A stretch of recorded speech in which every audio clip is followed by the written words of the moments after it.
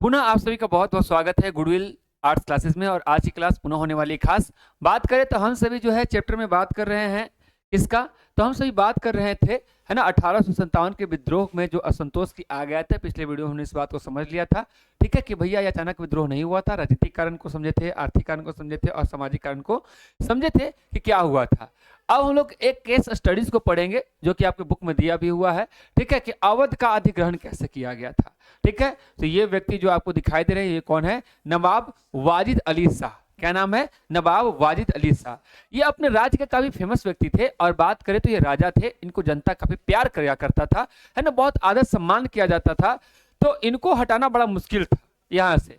लेकिन क्या हुआ कि इनके ऊपर जो है, इनको क्या होता था कि जब कोई व्यक्ति सहायक संधि तय करता था, सहायक संधि के तहत आता था, तो उसको उसको जो है दो चीज दिया जाता था, एक रेजिडेंट दिया जाता था और एक रेजिमेंट दिया जाता था। रेजिडेंट होता था वो राजा के साथ बैठता था और जो नीति बनता था उस पर ध्यान रखता था। और रेजिमेंट जो होता था, वो रेजिमेंट का काम, रेजिमेंट का मतलब था सेना, सेना उसकी रक्षा करने के लिए व्यवस्था करती थी। तो रेजिडेंट रिपोर्ट करके देता है कि वाजिद अली शाह जो है, वैसा रिपोर्ट बनवाया जाता है कि वाजिद अली शाह जो है जनता के प्रति सही नहीं है, जनता के लिए हित में काम नहीं कर रहे हैं। ठीक है, ये जो है कार्य इनका सही नहीं है, यानी इनका शासन जो है शासन न होकर क्या है, कुशासन है। इनको शासन जो है अच्छा से चला नहीं पा रहे हैं, जनता इनसे नाराज है, इसलिए इन्हें क्या किया गया है, सत्ता से हटा दिया जाए।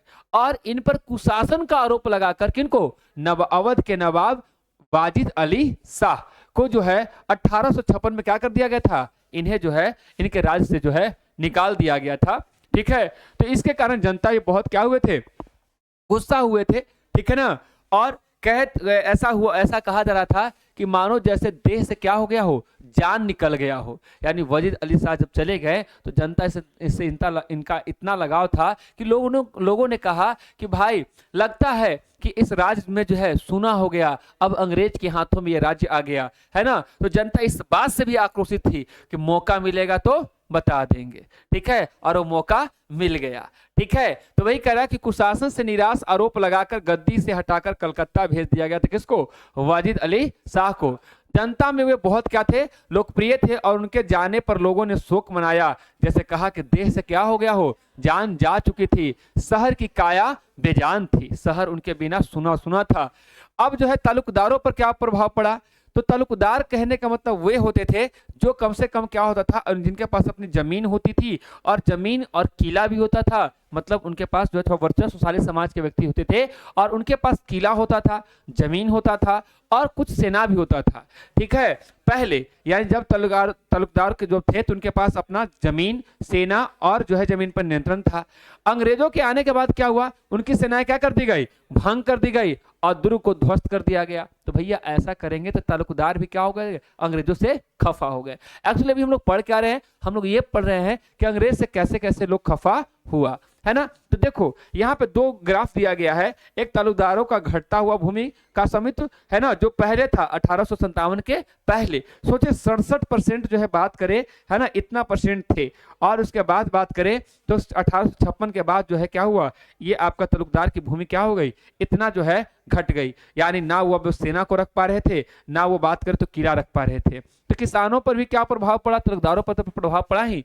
बात करें तालुकदार बुरे वक्त में किसानों की क्या करते थे, मदद किया करते थे। मान लीजिए कि सूखा पड़ गया तो अपने हाथ से जो है अनाज दे दिया करते थे, खेती के लिए करने के लिए बीज दे दिया करते थे, है ना। यानी अपने लोगों का भला का भी ख्याल रखते थे कौन, तालुकदार। या कभी सहायता रूप में जो है उनको पैसा भी दे दिया करते थे, है ना, कर्ज के रूप में ऋण दे दिया करते थे। तो तालुकदार बुरे वक्त में किसानों की मदद करते थे। लेकिन अंग्रेजों की लगान व्यवस्था बेहद कठोर और कैसी थी, गैर लचली थी। मतलब जो टैक्स लगा दिया तो लगा दिया, अब वो टैक्स को कम करेंगे नहीं, जिसके कारण तालुकदार भी क्या हो गए, पूरी तरह से बर्बाद हो गए थे। किसानों का संतोष फौजी बैरकों तक पहुंचा, क्योंकि ज्यादातर सिपाही अवध किसान परिवार से ही तो थे, कि बहुत सारे किसानी चला नहीं तो लोग जो है पेट पालने के लिए कहां भर्ती हो गए थे, बात करें तो अंग्रेजों की सेना में भर्ती हो गए थे। और वो भी किसान परिवार से आते थे और उसी फौज से किसानों को क्या किया जाता था, पीटा जाता था। तो बताइए अपने परिवार के लोग को भला किसान कैसे पीट सकता था। ठीक है, तो ये सबके मन में विद्रोह की भावना थी। तो यही तमाम जो है कारण क्या बना था, विद्रोह का जो है कारण बना था। तो आइए हम लोग जानेंगे कि चिंगारी जो फौज में असंतोष और अफवाहों का बाजार दिया, सैन्य कारण क्या था? तो एक जो है बात करें, है ना, राइफल इन फील्ड जो है, एक जो है राइफल था जिसमें जो है बात करें कारतूस के ऊपर जो है कवर लगा होता है ना, ताकि इसमें जंग ना लगे, खराब ना हो। एक चर्बी जिसको लोगों ने अफवाह फैलाया या सच था पता नहीं। तो बात करें कि ये जो चर्बी बना हुआ है वो क्या है, सुअर और गाय के, है ना, जो है से मिक्स जो है चमड़े से मिलकर जो है बना हुआ, उसी के फैट से, वसा से बना हुआ है। ठीक है, ऐसा जो है बात गया। साथ ही साथ भेदभाव, ये भारतीय सिपाहियों को क्या करते थे, कम वेतन देते थे। मतलब अगर दोनों दरोगा के पोस्ट पे हैं तो एक का वेतन क्या होता था, अंग्रेज होता तो ज्यादा होता था और भारतीय होता तो कम होता था।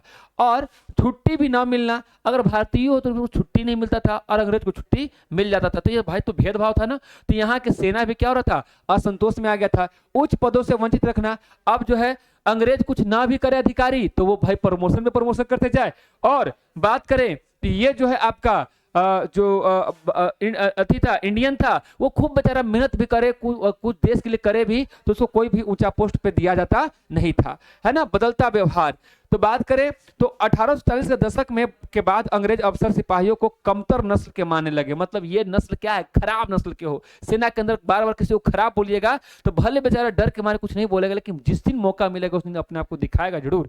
तो वही बात हुआ। और तो और ये सिपाही क्या करते थे, अपने जो भारतीयों के साथ जो है गाली गलौज भी करते थे और शारीरिक हिंसा, मतलब उनको पीटा भी करते थे, है ना। तो इस तरह से उनके अंदर भी थी, है ना, वो फूटा, है ना। किसी को आप दबा रहे लेकिन एक दिन तो जरूर फूटेगा वो। ठीक है। और धार्मिक भावनाओं का ठेस, 1856 में सिपाहियों को जरूरत पड़ने पर समुद्र पार जाने का क्या कर दिया, अनिवार्य कर दिया। और बात करें तो भारतीय जो होते हैं समुद्र की यात्रा नहीं करते, क्योंकि समुद्र की यात्रा में ऐसा मानते हैं कि उनका जो अपना खान पान जो है उसको क्या करना पड़ेगा, छोड़ना पड़ेगा, और कुछ भी खाना पड़ेगा जीने के लिए। यानी भारतीय भी अगर मांस खाते थे, हिंदू और मुस्लिम तो एक पर्टिकुलर लोगों का मांस खाते हैं, पर्टिकुलर जानवरों का मांस खाते हैं, किसी का मांस नहीं खा सकते हैं वो, कोई भी मछली वो नहीं खा सकते हैं वो। तो समुद्र की यात्रा अगर कोई करता था भारतीय तो उसको जहाज से बाहर निकाल दिया जाता था। यहीं पर हुआ कि क्या करे, तो यहां पर सिपाहियों को जो है कहा कि नहीं, आपको समुद्र के पार जाकर युद्ध करना पड़ेगा, क्योंकि एक बार म्यांमार वर्मा में जो है आक्रमण हुआ था, युद्ध चल रहा था, तो वहां पर भारतीय सिपाहियों ने मना किया था। तो उसको तोप में बांध करके सारे जितने भी लोगों ने मना किया था सारे को उड़ा दिया गया था, ताकि कोई भी सेना का जो है आज्ञा का अवहेलना न कर सके। ठीक है। तो उसी बात को जो है सिपाहियों को जो है जरूरत पड़ने पर समुद्र जाना अनिवार्य कर दिया। चर्बी वाले कारतूस तो बता ही दिए कि एनफील्ड राइफल, याद रखेंगे राइफल का नाम, एनफील्ड राइफल के नए कारतूसों पर गाय और सुअर की जो है चर्बी लगी होने की खबर ने हिंदू और मुस्लिम दोनों सिपाहियों को क्या कर दिया, भड़का दिया। ठीक है। हिंदू भाई बात करे तो वो जो है गाय को पवित्र मानते हैं, उसका चमड़ा मुख से नहीं लगा सकते हैं, और मुस्लिम जो है सुअर को जो है गंदा मानते हैं, इसलिए जो है उसका मुख से जो है अपना वो चमड़े को नहीं लगा सकते हैं, मांस को नहीं लगा सकते, जिसके कारण हुआ। साथ ही साथ अंग्रेजों के लोगों ने ये भी अफवाह फैला दिया कि जो है हिंदू मुस्लिम का धर्म नष्ट करने में लगा है ताकि सबको कृष्ण बना दे। तो लोगों ने यह अफवाह फैलाया कि आटे में हड्डी का क्या मिला हुआ है, चूरा मिला हुआ है, आटा में हड्डी का मिला दिया चूरा, और वो चूरा किसका है, तो यह चूरा जो है गाय और सुअर का है, ताकि सब खा के क्या हो जाए, धर्म भ्रष्ट हो जाए। तो अब आदमी पूरा आक्रोशित हो जाएगा कि हमको एकदम मारे पर तो हम जिंदा रह के क्या करेंगे, अब मार देंगे। ठीक है। तो वही बात है। फिर उसके बाद पलासी की भविष्यवाणी भी हो गई। लोगों ने कहा कि देखिए भविष्यवाणी था कि पलासी का युद्ध 1857 में हुआ था, और 100 साल बाद 23 जून 1757 को अंग्रेजी राज क्या हो जाएगा, खत्म। 100 साल होने वाला है, अब अंग्रेज क्या होगा, खत्म होगा। अब जो है हिंदू मुस्लिम आपस में जो है क्या कर रहा था, एक गांव दूसरे गांव को रोटी बांट रहा था। रोटी और कमल इसका प्रतीक था, किसका, क्रांति का, कि भैया रोटी दिया था। रोटी का मतलब क्या, अपनी रोटी बचाना है ना, और हम लोग को मिल बांट कर मिलजुल के क्या करना है, रहना है। तो चपातियां का वितरण, चपातियां मतलब रोटियों का वितरण, गांव में रात में एक गांव से दूसरे गांव क्या किया जाता था, चपातियां बांटी जा रही थी, और जिससे लोग आने वाली जो है उथल पुथल का संकेत मान रहे थे। यानी जो है एक घर का रोटी दूसरे घर में जा रहा है, मतलब प्रेम क्या हो रहा है, बढ़ रहा है, और हम लोग मिलकर क्या करेंगे, क्रांति करेंगे। तो ये क्रांति के उद्भव के कारण थे। आज की क्लास में इतना ही, मिलते हैं नेक्स्ट वीडियो में। Thank you very much.